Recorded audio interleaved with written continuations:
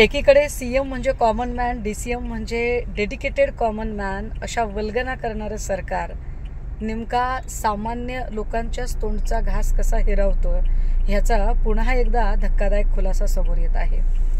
आधी मंत्री धनंजय मुंडे, मग जयकुमार गोरे, त्यानंतर माणिकराव कोकाटे आणि आता प्रचंड मोठं साम्राज्य असणारे संस्थानिक राधाकृष्ण विखे पाटील यांनी ज्या पद्धतीने सामान्य शेतकऱ्यांच्या, तेही तब्बल 10,000 शेतकऱ्यांच्या नावावर राष्ट्रीयकृत बँकेकडून घेतलेले पैसे त्या शेतकऱ्यांच्या खात्यात पडूच दिले नाही आणि ते पैसे स्वतःकडे वळते करून घेतले, ही बाब अत्यंत लाजिरवाणी आहे। एवढ्या मोठ्या संस्थाचालक आणि संस्थानिक धनी असणाऱ्या माणसाने सामान्य शेतकऱ्यांच्या तोंडचा घास पळवावा हे अत्यंत वाईट आहे।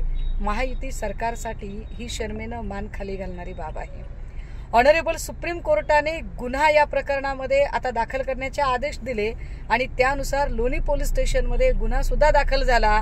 परंतु इतक्या भ्रष्ट मंत्र्याला, जो मंत्री इथल्या गोरगरीब शेतकऱ्यांच्याच तोंडचा घास पळवतो, असा मंत्री महायुतीच्या सरकारमध्ये चालतो कसा काय?